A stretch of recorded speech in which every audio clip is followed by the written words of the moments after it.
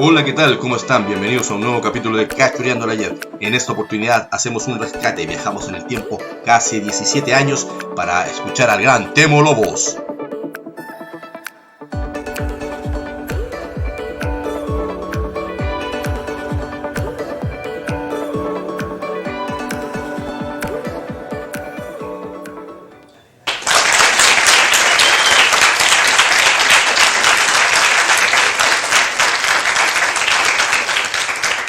Bueno, hola, bienvenidos al segundo Festival del Cómic y la Animación Audiovisual.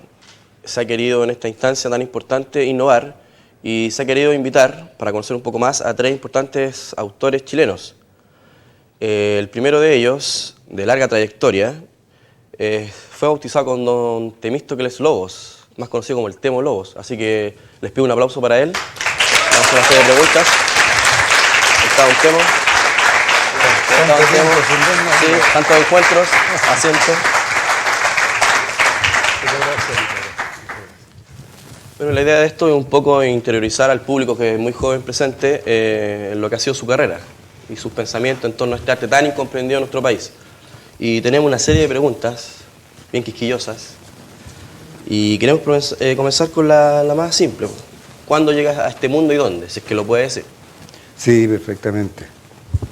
El 3 de diciembre les ruego que anoten las fechas, porque los regalos nunca están de más.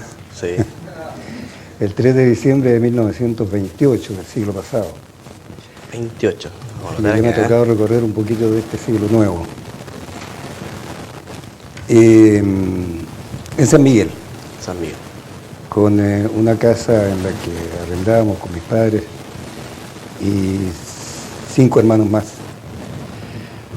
Justamente frente a Gran Avenida. Yo conocí eso, estoy con los viejos recordando cosas antiguas. Yo veía pasar esos carros que le llamaban los tranvías con Imperial, que tenían un segundo piso arriba, por la ventana de mi casa. Bueno, relativo a esta pregunta, ¿qué importancia tiene la familia en el desarrollo de su vocación?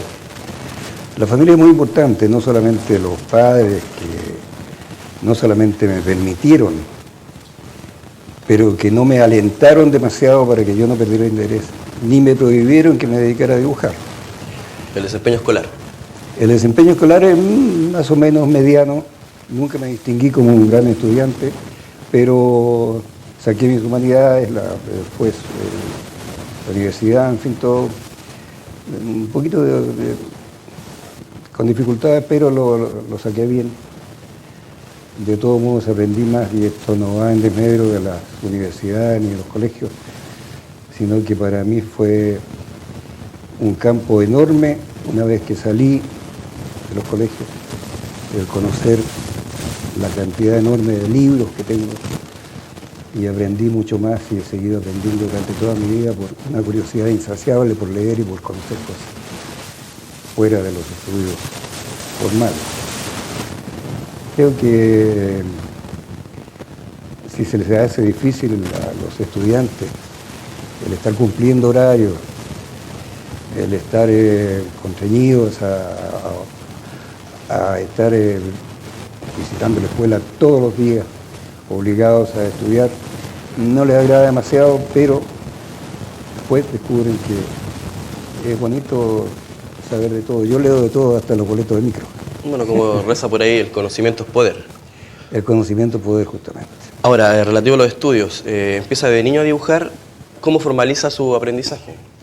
Nunca ha habido aquí en Chile una escuela de historieta, ni de ilustración. Yo aprendí por el interés que tenía en las historietas que publicaba la revista Peneca de hace muchos años, una revista infantil que tuvo mucho éxito, se vendía prácticamente en toda Latinoamérica. Y mis padres nunca me creyeron que yo podía ganarme la vida haciendo dibujitos, porque la gente leía historietas que eran casi todas pirateadas de Inglaterra, y no se imaginaban que había alguien detrás de esa creación. Así que esa curiosidad me impulsó a mí a dibujar y a progresar en el dibujo. Yo empecé como dibujante serio, podríamos decir, dibujante académico, con el cuerpo humano proporcionado y todo. Después me cambié al dibujo infantil, humorístico, y ahora me defiendo en los dos campos. Un estilo que usted define como gomosito. El gomosito, ese es el infantil. Ya, pero ¿usted publicó como lector en alguna revista? O sea, como colaborador. Como colaborador en el Peneca, Ya, que me pagaban 20 pesos por cada colaboración. ya. Y luego su primer trabajo oficial. Después, como colaborador en la revista Pobre Diablo, que me pasaron ya a la vuelta de un par de meses, me pasaron ya a la planta de dibujante. Después en La Nación, de ahí a Barrabás, de ahí al Peneca, de ahí al Pingüino. Esto a mediados de los 40. Hasta Mampato. Y la relación con los dibujantes de la época, porque igual usted era joven y habían varios dibujantes jóvenes que llegaban. Eran dioses para mí. Para mí eran dioses. Por ejemplo, Adobar Coré, el dibujante que creo que fue el mejor ilustrador que hubo en Chile y que sigue siéndolo. Adobar, Alfredo Adobar, un chileno que se había afincado en Argentina pero volvió a Chile, extraordinario. En fin, Coque, a todos esos tuve la oportunidad de ir conociéndolos de a poco. No me reía hablarles. Bueno, y ahora una pregunta más o menos, no sé si delicada. Se habla mucho de la paternidad de Condorito. Uh-huh. Hay varias historias en torno al origen de este dibujo. ¿Qué nos puede decir al respecto? Nada. Dicen que usted tiene algo que ver con Condorito. Prefiero no opinar sobre eso. Ya, pero igual está relacionado con el film de Jaime Escudero, que se hizo el Copuchita, que era un cóndor antropomorfo. Sí, pero era un cóndor muy especial, era un cóndor prácticamente retratístico, porque era un cóndor que parecía cóndor, no estaba convertido en un dibujito de ilustración o de historieta. Ya. Era un cóndor. Y fue la época en que vino Disney, y creo que vino después también, a fines de los 40. Sí. Entonces hubo dibujantes que él le ofreció trabajo. Sí.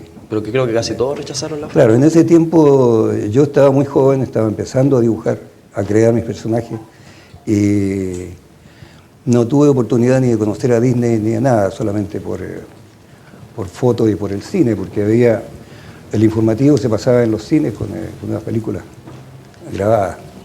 Se venía a conocer una semana después de lo que había sucedido. Pero ahí conocí ya a Disney, que le pidieron que dibujara un ratón Mickey. Y lo dibujó y le quedó muy malo, porque ya no dibujaba Disney en esa época, tenía ya un equipo enorme de dibujantes. Entonces él había creado ya los personajes, pero había olvidado cómo se dibujaba el ratón Mickey. Sí, lo supe yo. Igual él tuvo que ver con un asunto de un grupo de dibujantes, una organización, que está al firmar incluso. Había el círculo de dibujantes al que me incorporé yo después de varios años, cuando tenía 19, 20 años. Ahí me incorporé al círculo de dibujantes. Bueno, en esos años, ¿se siente un innovador usted? Nunca lo pensé eso, ni nunca lo pretendí, porque lo que yo quería solamente era dibujar mis historietas y mis personajes y mis creaciones, mis argumentos y todo.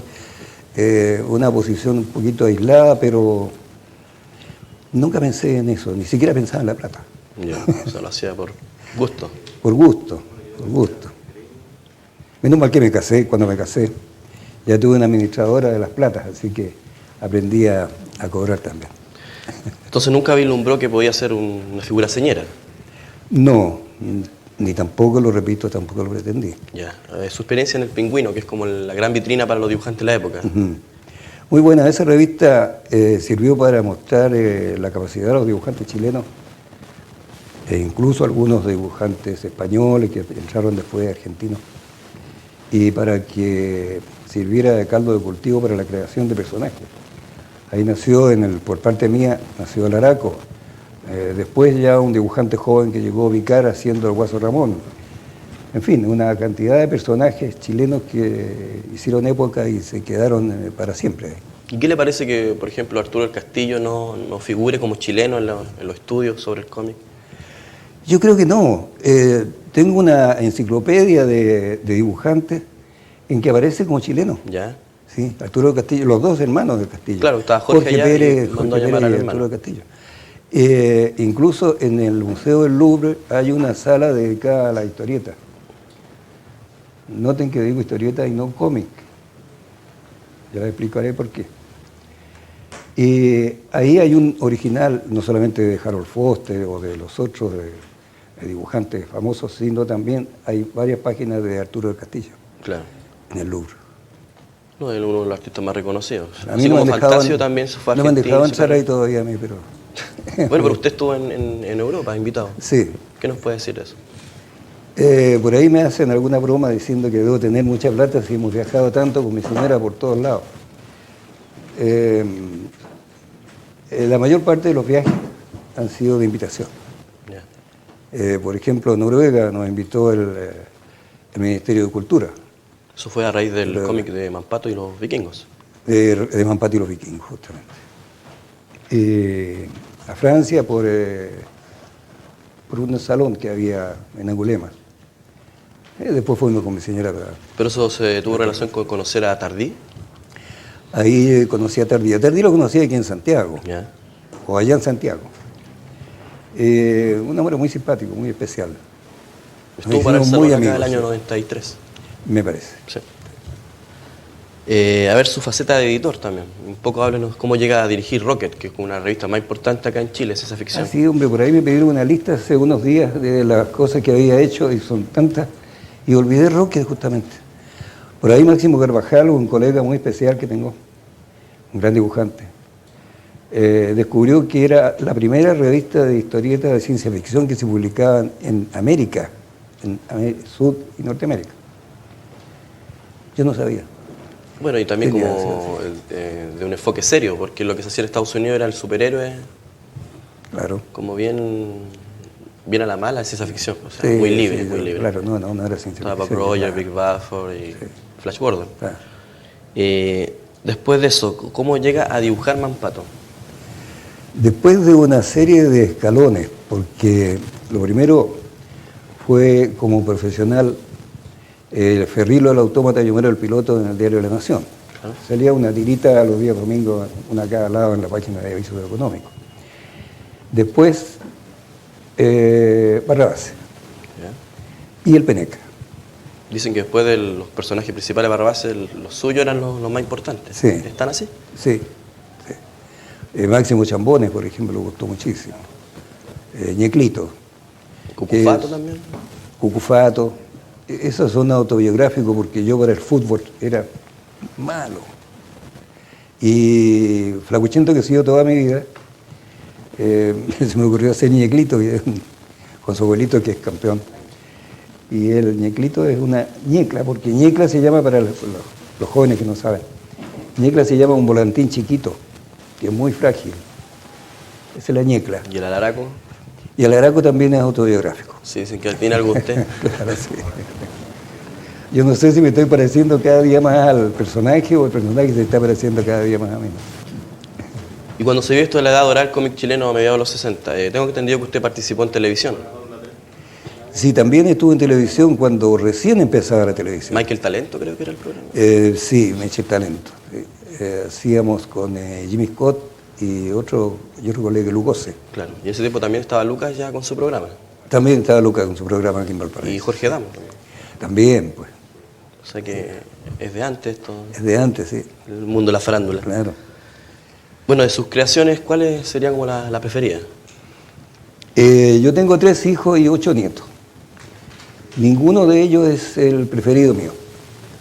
Son todos regalones. Y me pasa lo mismo con los personajes de historieta. Todos los personajes que tengo, que son innumerables, son regalones míos.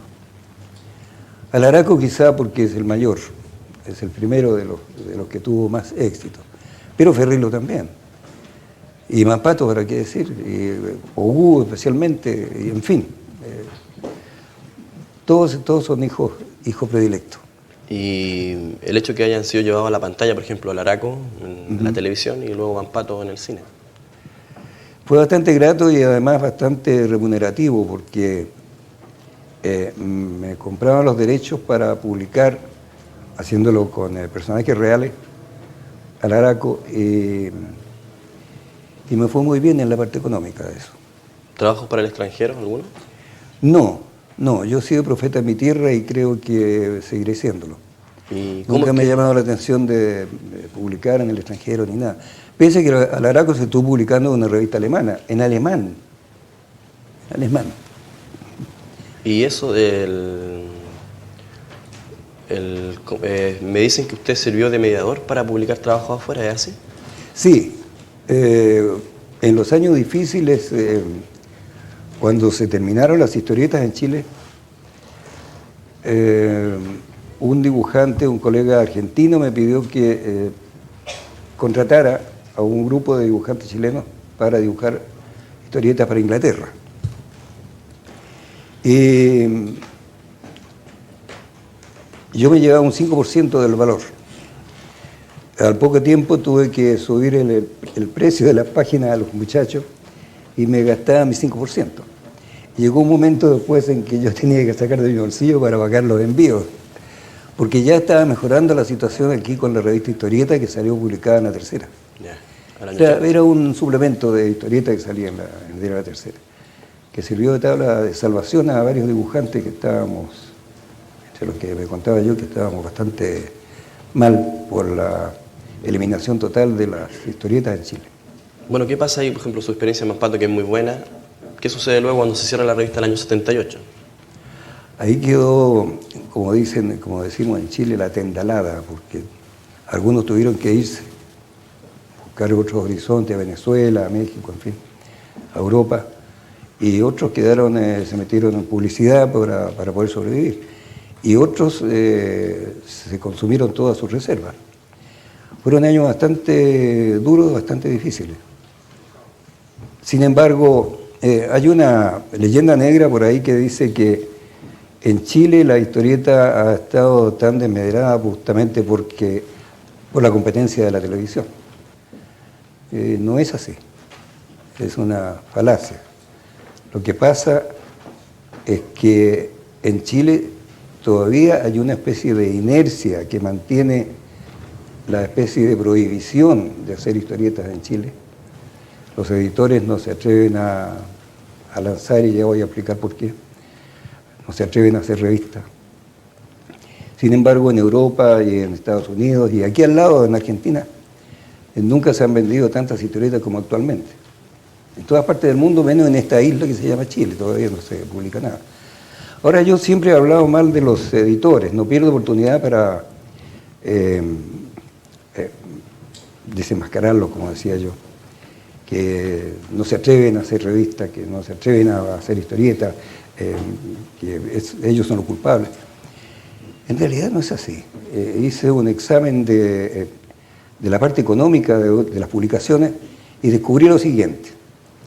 Los editores actualmente no tienen empresas grandes editoras, sino son solamente editores, tienen que contratar la imprenta, que se lleva del precio de tapa del libro o de la revista que saquen más o menos un 20%, pagar la distribución, pagar a los libreros, pagar el derecho de autor, y se van quedando los editores apenas con un 7% del precio de tapa. Es decir, gana el editor menos que el autor. Por eso no se atreven. Pero ¿por qué hubo ese auge enorme en los años 60 de revistas en Chile? Porque había empresas como Zigzag, como Quimantú, que fue después, Zigzag, Quimantú, era lo mismo, Lord Cochrane, Ercilla, en fin. Esas empresas tenían la edición, la impresión y la distribución, y además tenían kioscos en diversos lugares del país. Entonces, eso sí les resultaba redituable, pero no ahora en que el editor se tiene que llevar todo el peso. Claro, Los una parte del suplementarios y engranaje. libreros han subido sus porcentajes de ganancias, y para un editor es muy difícil sacar una revista. Así que los perdono y les digo a los editores, los perdono. Don Temo, ¿cómo lo ha hecho para llegar a tanto trabajo institucional? Por ejemplo, la Comisión de Energía Atómica, el Esa fue Congreso. otra tabla de salvación que tuve yo, afortunadamente. Como yo puedo hacer desde un mural hasta un letrero que diga corra hacia el pasillo, porque lo he aprendido todo durante toda mi vida, en unos días muy, muy negros, no voy a decir cuándo, ya más o menos sospecha. Permiso.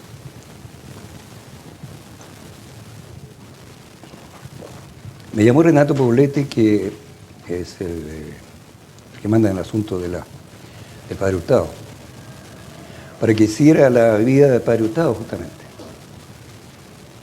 Y por ahí el amigo Máximo Carvajal, que siempre lo recuerdo porque siempre está con un chiste a flor de labio, me decía, pero ¿cómo vas a dibujar al Padre Hurtado gritando, contento, señor, contento, con los dedos crespos de alaraco? No, hombre, si lo hago en serio, pues lo voy a hacer con dibujos serios, lo hice con dibujos serios, que se llama académico. Tuvo mucho éxito y gustó muchísimo. Enseguida de eso, y a raíz de ello mismo, la Corporación de Santa Teresa de los Andes me pidió que hiciera la vida de Santa Teresa. Y de ahí el padre Gilet, que no tiene nada que ver con las hojas de afeitar, para la congregación de las monjitas, no recuerdo bien cómo se llama. Y gustaron mucho y de ahí empezaron a llegar la historia del Parlamento chileno, la historia de Carabineros de Chile, pero la historia de los Carabineros de Chile de tránsito, así que porque no me comprometía a otra cosa. La historia del agua potable, la historia del petróleo, la historia, en fin. O sea, ahí lo llamaban. Me llamaban, después del ENAMI todavía, ahora tengo que volver a mi casa a terminar un dibujo para ENAMI que está atrasado con eso. ¿Cómo llega a Cucalón? Que fue como una revista bien exitosa muchos años. También fue otro salvavidas ese, porque Germán Ecol, que es el dueño de una pequeña impresora, me ofreció reeditar las historietas mías y hacer algunas cosas nuevas también en forma de una revistita. Y se vendía bastante bien. No ganábamos mucho, pero no llovía, pero goteaba, como dicen. Así que también fueron momentos en que pudimos sobrevivir durante esos ¿Y de ahí años. el paso a Editorial Dolmen? De Dolmen, esa cosa fue muy divertida porque, bueno, yo estaba trabajando para ENAMI en ese tiempo y haciendo, no sé, algo institucional, no recuerdo cuál. Llegó un señor, golpeó la puerta y se plantó al lado fuera de la puerta y no entraba. Me dijo, ¿Temo Lobo? Sí. Quiero hacerle una pregunta, por favor. ¿Usted ha reeditado toda la saga de Mampato, Hugo y Rena? No. ¿Me permite pasar? Este hombre era Juan Carlos Sáez, que era el editor de la Dolmen, el dueño de la editora Dolmen. Y me pidió hacer todas las aventuras de Mampato en forma de libro completo de 48 páginas cada uno, con tapa dura, de la manera europea, en fin, todo eso. Generalmente los convenios que se hacen con libros actualmente asegura el editor solamente 3.000 o 3.500 ejemplares, no más. Y si se venden a lo largo de un año, anda bien, y si no, se le devuelve al autor para que lo venda por su cuenta. Eso ya es un fracaso. Hay pérdidas ahí. Y vino este hombre y se animó y tiró 10.000 ejemplares. Todavía se venden los 10.000 ejemplares y ya hay varias reediciones, es decir, ha gustado. Lo que demuestra que hay un interés en la juventud, especialmente, los adultos también, y los niños, en la historieta. Y que, como no hay nada más que cosas japonesas o alguna o del otro tipo, no tienen opción para comprar otra cosa que pudiera ser chilena. Yo espero que esto mejore alguna vez también, porque hay muchos valores jóvenes, especialmente acá en la quinta región, que son muy buenos y no tienen posibilidad de publicar. Entonces tienen que autoeditarse, hacer revistitas hechas fanzines. Fanzines, hacer revistitas hechas con fotocopias y si recuperan la plata del gasto de las fotocopias se consideran satisfechos porque ellos están enamorados de la historieta. Espero que mejore eso. ¿Cómo explica el éxito de Mampato, la llegada de tanto público joven? Unos crecieron leyendo Mampato y otros se han encontrado con Mampato. Sí, esa fue una revista muy equilibrada. Eduardo Armstrong, un gran amigo, fuimos muy amigos con él, tenía una visión bastante clara. Empezó pensando que iba a ser una edición de una revista como el Peneca o que reemplazara al Peneca que ya había desaparecido. Pero sin embargo sacó la mejor revista infantil juvenil que se ha publicado en Chile, que era la revista Mampato, en que estaba tan equilibrado la parte cultural, la parte entretenida, la parte divertida y el gancho de la historieta de Mampato con Obú. Ese era el gancho que mantenía a los jóvenes pegados a la revista, que empezó como una revista quincenal y terminó siendo semanal. Y que se vendía muy bien, cerca de 100.000 ejemplares semanales. Era una barbaridad. El éxito de la revista esa, y por lo tanto de mis historietas, está en la variedad, en el cariño con el que hacíamos las cosas, con Eduardo y con los demás personas que trabajaban ahí. Bueno, con algunas de las características que han llevado al éxito Mampato, y queremos agradecer a Don Temo le haya respondido a estas preguntas y esperamos que el público tenga algunas que no hayan quedado claras. Así que, ya.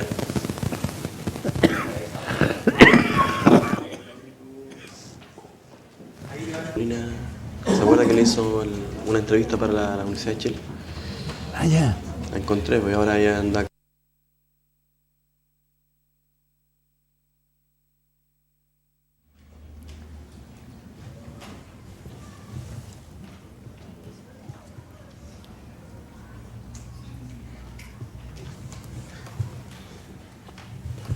Bueno, y pasamos del éxito relativo de Cucalón a Editorial Dolmen. ¿Cómo es que llega a esa instancia?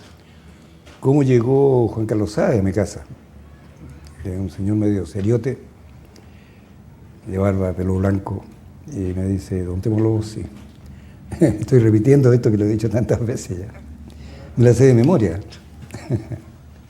Entonces, me preguntó, ¿usted ha publicado las aventuras completas de Mampato en forma de libro de 48 páginas cada aventura?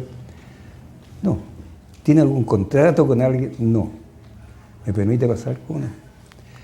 Y me ofreció entonces imprimir las aventuras, todas las aventuras de Obú, Mampato y Rena en forma de libro a la manera europea, con tapa dura y todo, bastante bien impreso. Y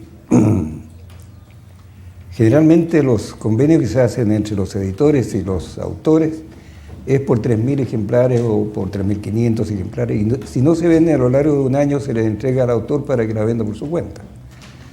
Pero este hombre se atrevió y empezó a tirar 10.000 ejemplares de cada libro. Y se venden los 10.000 ejemplares y ya hay reediciones de varios tomos de estos libros, lo que me ha satisfecho. ¿Y ahora cómo explica el éxito justamente de Mampato para las generaciones que crecieron leyendo Mampato y los niños que recién lo vienen a conocer? De la revista Mampato. Claro. Claro.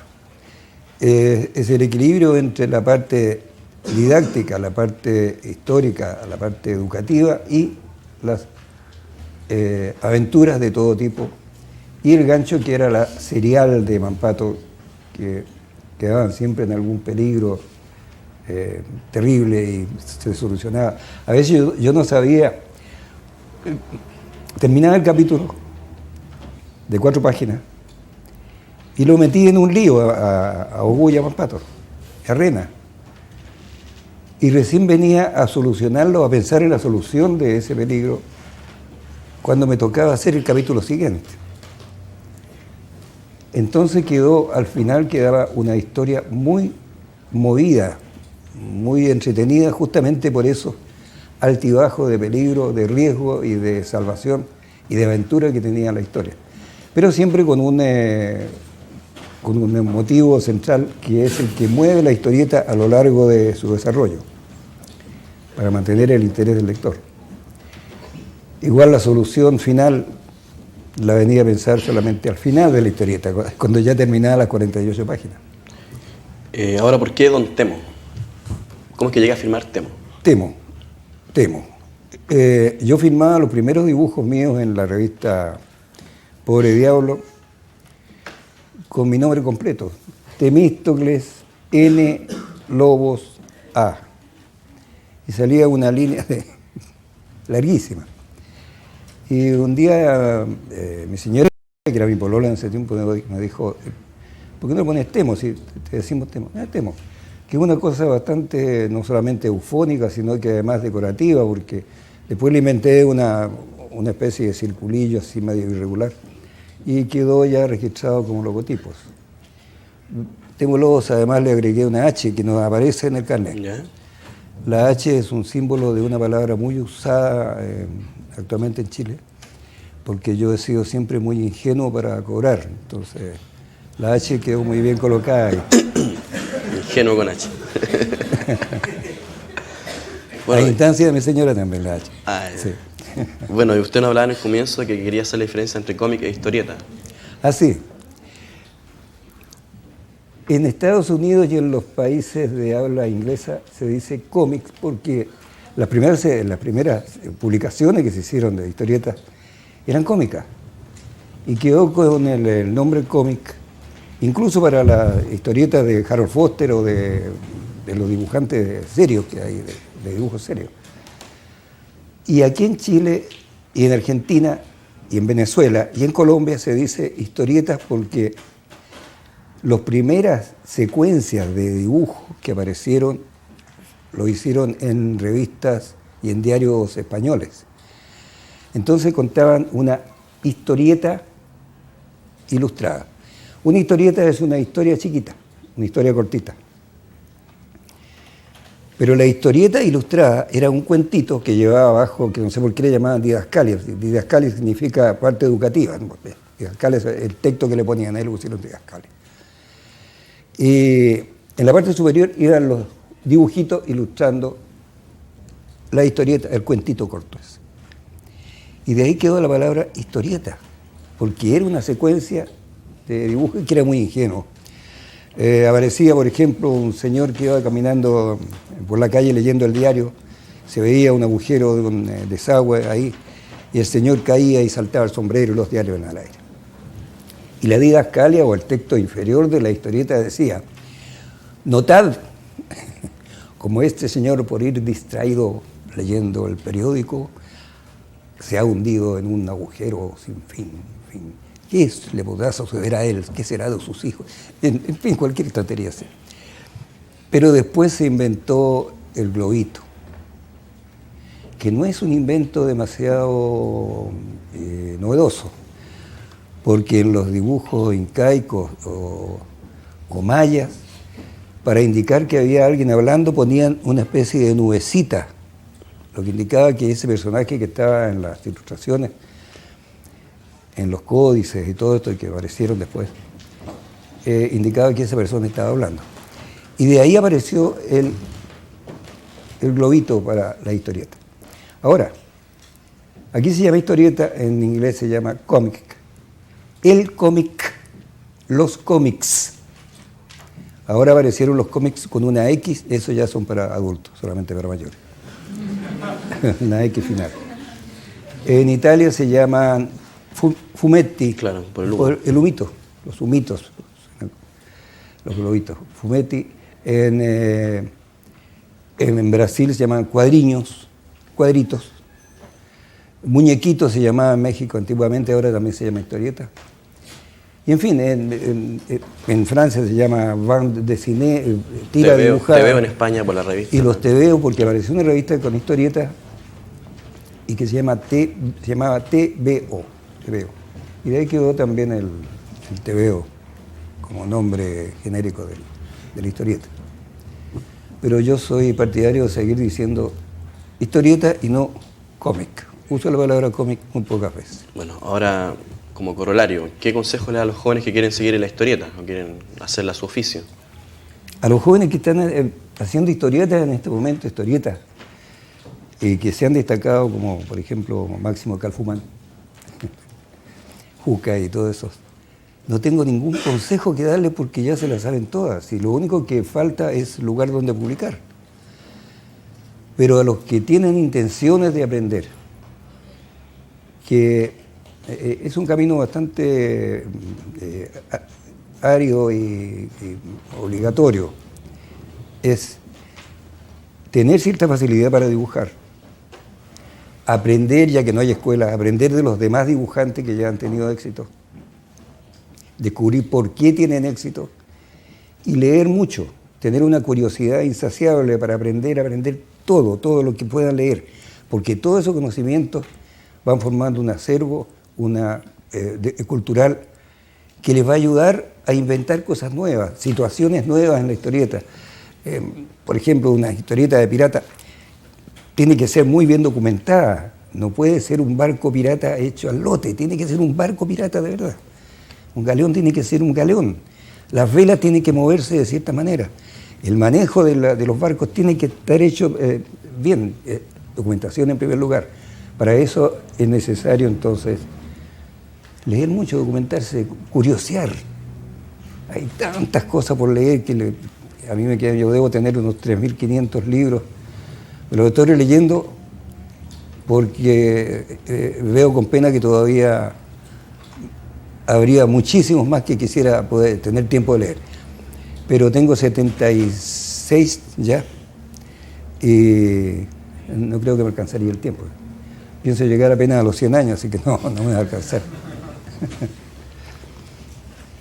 Bueno, don Temo, queremos agradecer el que haya respondido las preguntas y ahora damos pie a la gente presente si es que quiere, ¿no es cierto?, hacer alguna consulta. Ahí tenemos a Rodrigo León, que es colaborador de UCB. Gracias, Cristian. Estoy aquí entre el público y me encuentro con Omar Manríquez, representante de la revista Animatex, que quiere dirigirse a don Temo. Mi pregunta es, ¿cuál es la fuente de inspiración para crear Mampato? ¿Cómo nace Mampato? Mampato nació de la imaginación de Eduardo Armstrong. Él inventó un niñito que debía tener aventuras, se llamaba Pepito o algo así. Lo obligaron a ponerle el nombre Mampato por la revista Mampato, ya que era una marca registrada del Mercurio. Pero el creador del niñito Mampato es Eduardo Armstrong, incluso lo dibujó más o menos con unas mechitas como de Daniel el Travieso, muy chiquito, bajito. Me lo entregó a mí en adopción vitalicia, Eduardo. Y yo soy el padre putativo de Mampato.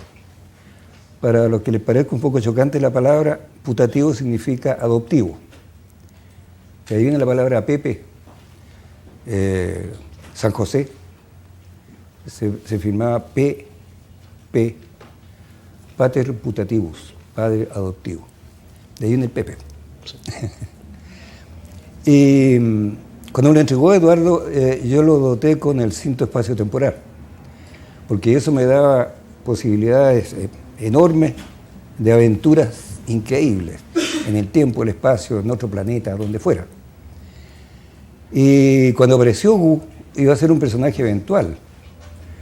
Iba a aparecer solamente en esa historia de la prehistoria, nada más.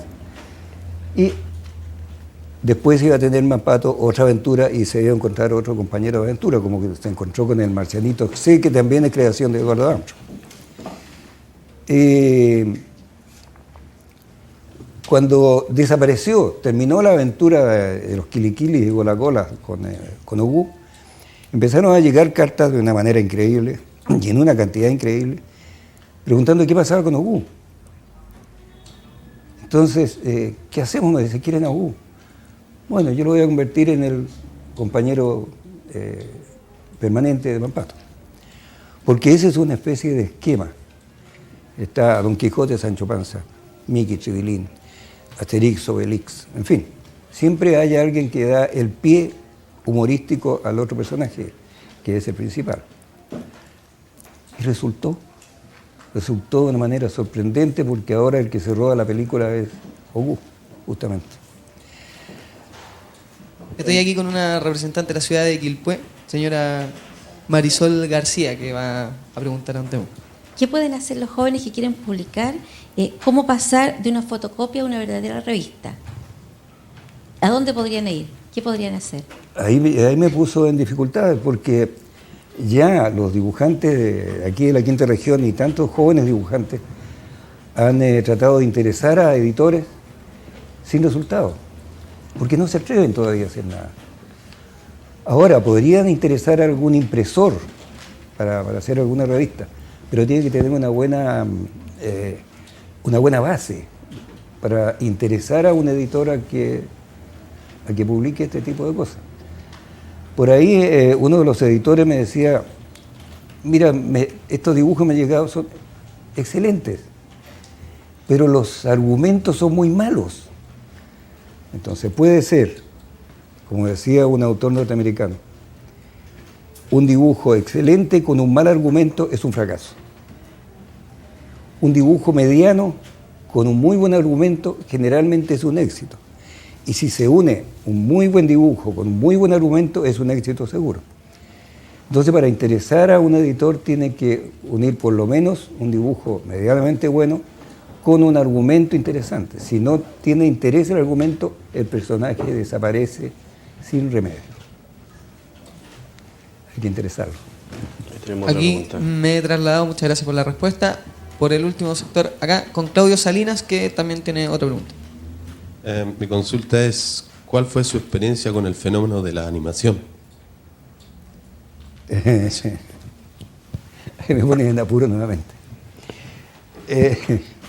Me llegaron a ofrecer también a hacer dibujos, a hacer animación, varias empresas de animación. No me gustaron los dibujos, estaban bastante pobres. Pero conocía yo a Alejandro Rojas, que es un muy buen director y muy buen animador.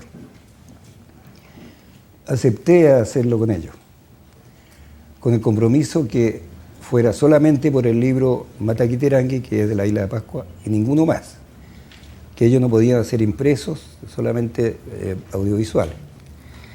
Y los personajes seguían siendo de mi propiedad, pero ellos podían usarlo, tenían autorización para publicarlos y para explotarlos también, los de la Isla de Pascua, los que se refirieran a la Isla de Pascua, nada más. Y que siguieran el argumento que había hecho yo, que estaba muy bien documentado, que había leído de todos los libros que existían sobre Isla de Pascua y sobre su costumbre y su pasado y su historia. Pero por ahí los cineastas, casi todos menos uno, que Silvio Cayosi, que creo yo que es el director de cine chileno, excelente, lo mejor que tenemos. La mayor parte de estos editores se infla mucho cuando dicen yo soy cineasta y voy a hacer este y este otro cambio en beneficio de la película. Y generalmente se equivocan y lo hacen mal. Ahí hay algunos errores, por ejemplo, que menos mal que pasaron un poquito inadvertidos. Que la niñita Marama, que les quedó encantadora en la película, dice aloha. Y resulta que la letra, el sonido L no existe en Pascua. Aloha es hawaiano. Y qué curioso.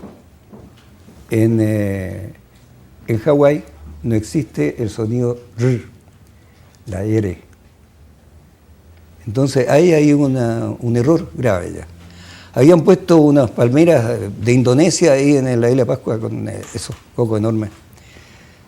No, hombre, dije, si la palmera que había aquí en la Isla de Pascua era muy parecida a la palma chilena, esa de coquito, de chiquito.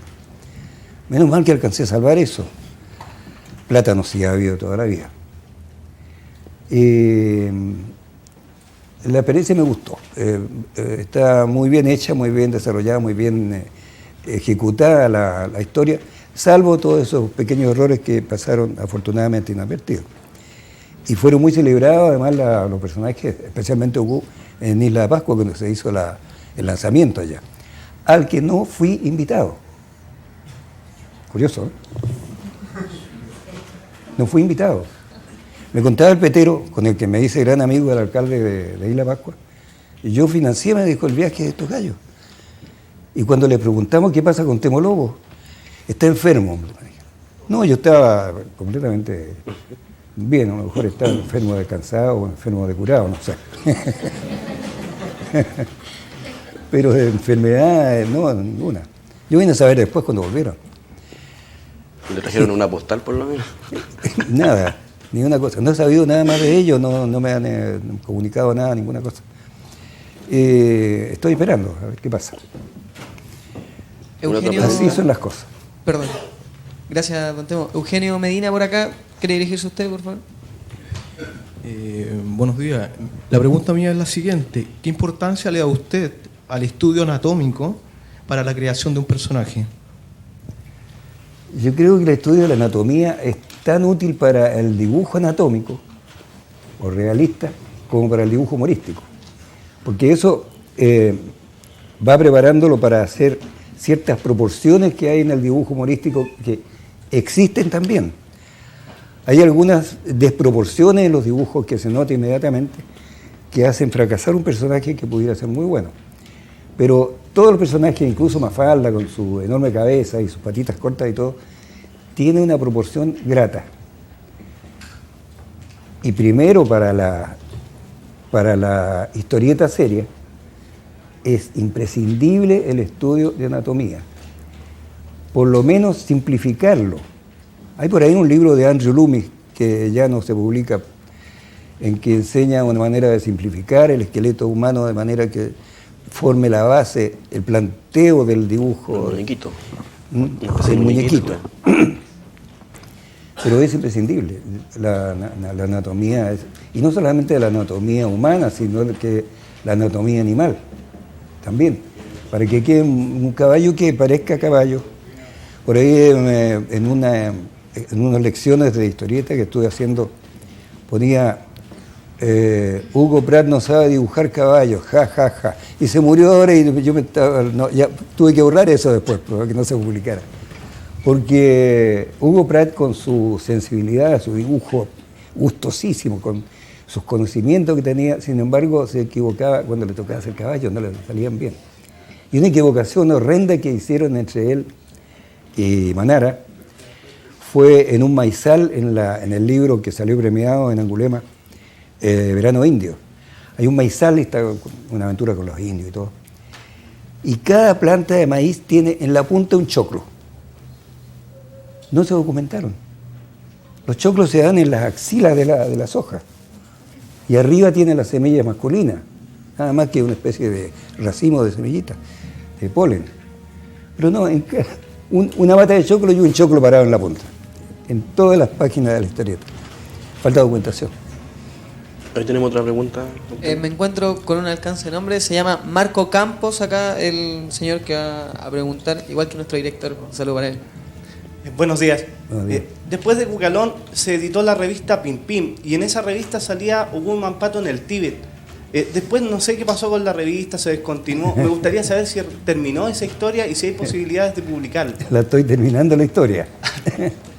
Pero ya sin ningún apuro, porque la revista me duró 4 números solamente. Que fue lo que me duró la plata. Porque como no me alcanzó el dinero para pagar publicidad, para hacer publicidad a la revista en televisión o en diario y todo, la tiramos a la aventura nomás en los kioscos y nadie la conocía. Y mientras tanto subía el tiraje muy lentamente y subía las deudas que tenía con el banco muy rápidamente. Así que tuve que cortarla. Y además demorarme cerca de 1 año en pagar las deudas. Eso sí, a los colegas les pagué a todos su plata. Era bien buena, esta historieta la quiero terminar porque tiene bastante interés. Aquí tengo otra pregunta, tengo un torpedito porque es medio difícil el nombre, se llama Sanford Aracena. Señor, por favor. Buenos días. Bueno, Temo, tanto tiempo, hombre, que no nos veía. Sí, así es. Temo, la pregunta mía es la siguiente. En días pasados yo leí en una publicación en un periódico de que el gran dibujante Quino, argentino, me parece muy amigo tuyo también, Sí. Se había inspirado en Mafalda, en su abuelita. La pregunta mía es la siguiente. Tú, dentro de tus personajes que tienes, ¿te has inspirado en algún familiar o le has puesto los nombres incluso de los familiares en esas tiras? Sí. Adita, por ejemplo, una tira de una niñita muy meterete que se publicaba hace 50 años en la revista Rumbos. A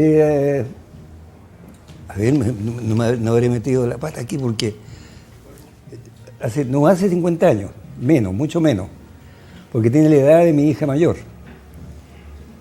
Y si digo que hace 50 años que se publicó la historieta Adita, la que me espera cuando llegue a la casa. Bueno, esa ya tenía una inspiración. Ya era una niñita muy parecida a Mafalda, que todavía no nacía Mafalda en el cinema. Después el Araco queda autobiográfico. Después los personajes que aparecen en La Reconquista, por ejemplo, son mis padres, pero ya como abuelitos, con el brasero, con la sopaipilla, con el mate y toda esa cosa. Y la tetera y el charqui asado, en fin. Es decir, son cosas que van quedando en el recuerdo y se van aprovechando. Las goteras del techo que caen en un tarro que se ponen. Todo eso va quedando y van apareciendo ahí los personajes.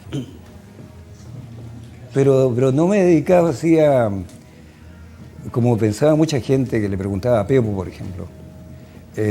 ¿Usted se inspira mirando rostros de gente conocida para su personaje?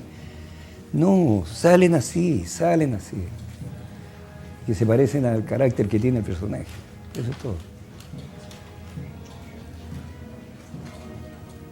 Ya, me dicen que por cosas de tiempo tenemos la última pregunta aquí de un representante de todos los chicos que nos acompañan. Por favor, Cristian Toledo, ¿cierto? ¿Tu colegio? Oscar Marín Socias. Por favor, ahí está un tema para que le hagas tu cuestionamiento. ¿Qué habilidades debe tener un niño para ser un buen dibujante? Dibujar. Dibujar nomás. Dibujar y no parar de dibujar. Y ahora se me produce una cosa bien curiosa.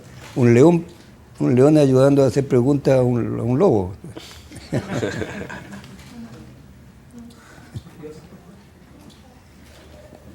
Tenemos tiempo para una más, por lo menos. Sí, por acá estoy medio complicado para pasar, así es que me voy a quedar por este lado. Por favor, tu nombre. Te voy a pedir que te coloques de pie. Le repitas el nombre a un tema, por favor. Débora Romero. ¿Y tu pregunta? ¿Cómo fue que se inspiró en un amigo para Mampato, que fue este hombre cavernícola que hubo? Eso, Débora, salió casi en forma accidental, porque lo lancé a Mampato en su aventura de Quilquilis y Colacola, y como le hacía falta un compañero de aventura, de esa aventura, apareció el hombre prehistórico este que no sabía hablar y que todavía no habla bien. Por ahí una dama que dirigía el Ministerio de Educación, a ella le fueron a ofrecer algunos dibujos míos de Mampato y dijo que de ninguna manera, porque estaba enseñando a hablar mal a los niños. Pero señora, él habla como hombre prehistórico, entonces habla de esa manera. Es una manera muy especial y además la va traduciendo el personaje principal, que es Mampato. No hubo caso, no lo quiso hacer nomás. Pero es una mezcla de idioma fonético y de idioma de niños. De ahí apareció Q. Y ya no se separó nunca más. Bueno, queremos dar las gracias al público presente, a Rodrigo por haber sido el enlace con el público, las preguntas de Don Temo, y bueno, aquí al maestro, dar las gracias por haber venido, participado, y que espero disfrute lo que es el segundo Festival del Cómic de Viña del Mar. Así que muchas gracias. Y nos vemos. Chao, Don Temo.